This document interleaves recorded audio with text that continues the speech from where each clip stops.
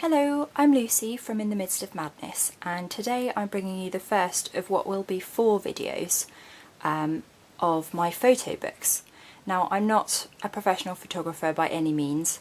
I'm a complete beginner actually. I got my camera in January, so I've not even had it for a year. And the photos I'll be showing you are the ones that I've had printed in books, and they are from February to June.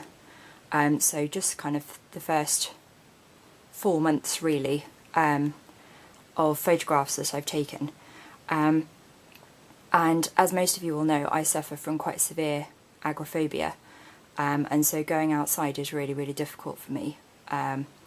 And photography has actually really helped because it gives me a different focus. So instead of focusing on all of the things that are going on around me that are really frightening, I'm able to kind of distract myself by trying to look for just the next shot, the next photograph that I'm going to take. And yeah, so these are quite sort of wide-ranging photos. They're really not kind of expert or anything, but they help keep me focused when I'm out. An awful lot of them have been taken from inside my flat, kind of through windows of birds and sunsets and things. And I just thought it might be nice to kind of show you another aspect of my life, because this has been a really good coping strategy for me, to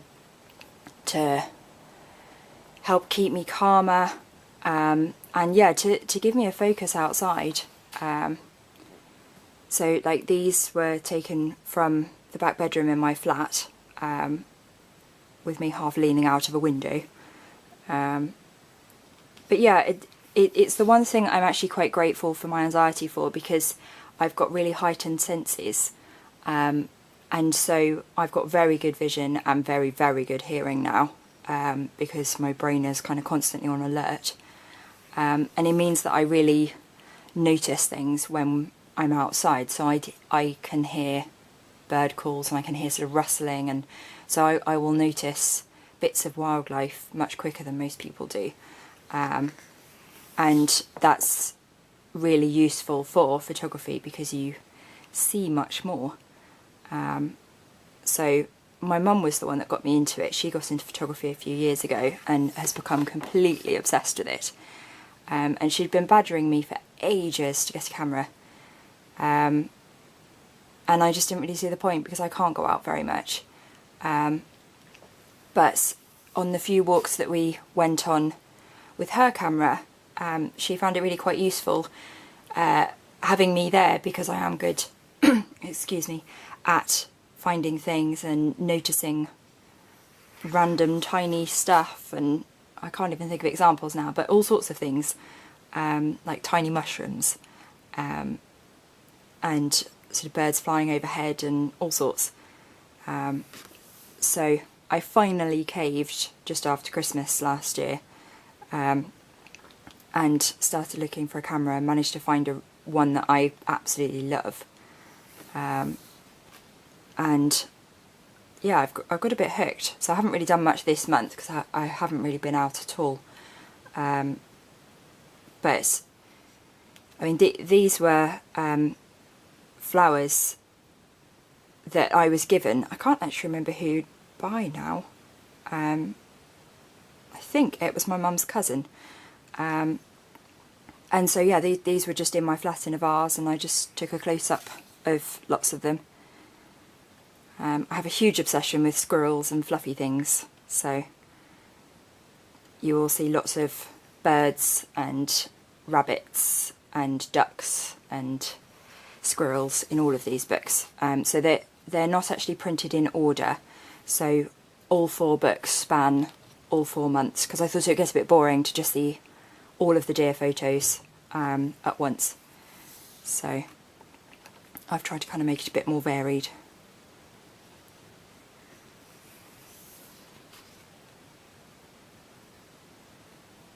But yeah, I just kind of wanted to show these because I'm quite proud of them, and as I say, it's one of the few things that actually the anxiety almost helps, because it has really heightened my vision and my hearing. and it just makes me notice things. So like this photo is actually taken of my window, so I opened my window outwards, and the sunset was sort of over in that direction, so this is what I could see when I was looking left, and then if I photographed the glass it showed the reflection as well as the building behind, so I quite liked that. And we're very lucky because there's a church just around the corner from where we live, and it's got the most beautiful garden, but it's this tiny flower bed really. It's just 2 flower beds, and it's absolutely packed with flowers, so quite a lot of the photos are from there. This was a gorgeous baby blue tit who we nicknamed Bertie, and he was sat in the tree just outside our lounge for about an hour, getting very, very windswept, but he was so fluffy and cute.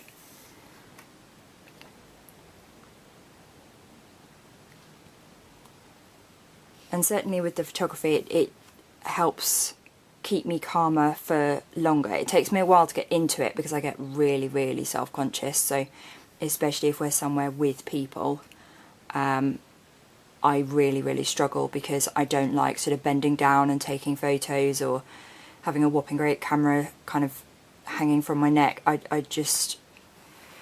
get so paranoid and worried about people sort of judging me, or it's ridiculous, like, because I know that they're not, and they're probably just intrigued more than anything, but it's really hard to silence those thoughts.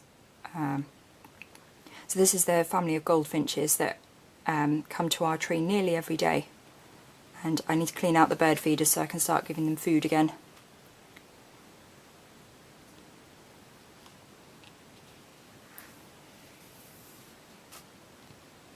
But yeah, it's a really useful technique, because once you've bought the camera it's basically free, which is really helpful.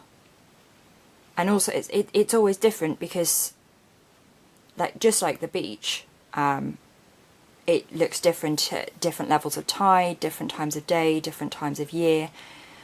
It just changes all the time, and so even if you went to the same place every day, the light's different and there are different birds or people, or there's just so much to pick up on, which is part of why I get so overwhelmed when I'm outside, because my brain seems to pick up on all of that stuff.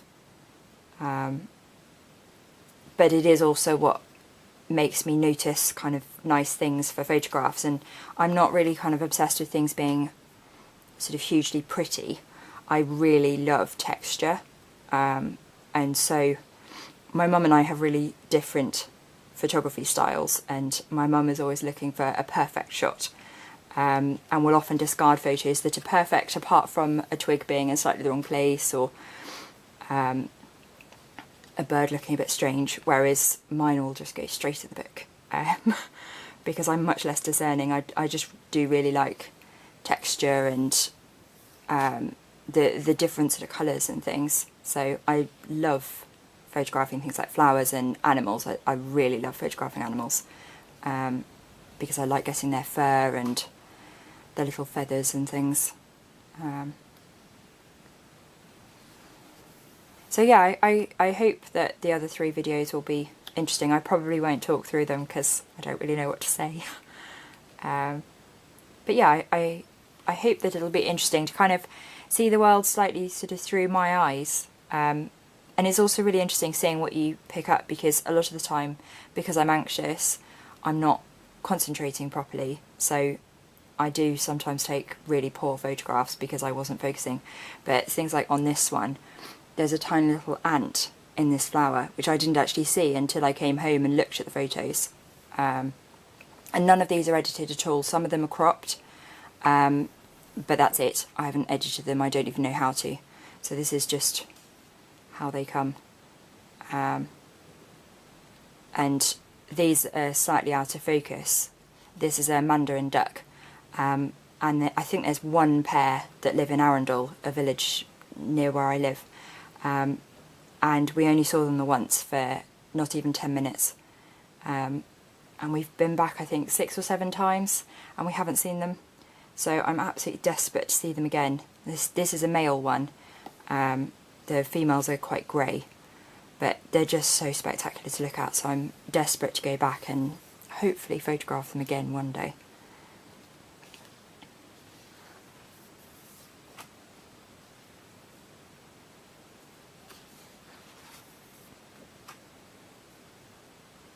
And there are a lot of daffodil photos. They are my favourite flowers, and there are so many different varieties, so I hope you like them because there are lots of them in these books.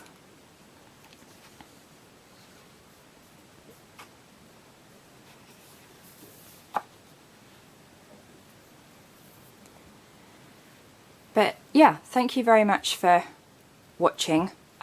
Please do subscribe and leave me a comment, let me know what you think, and I will be back with my other 3 books soon. So thank you very much. Bye!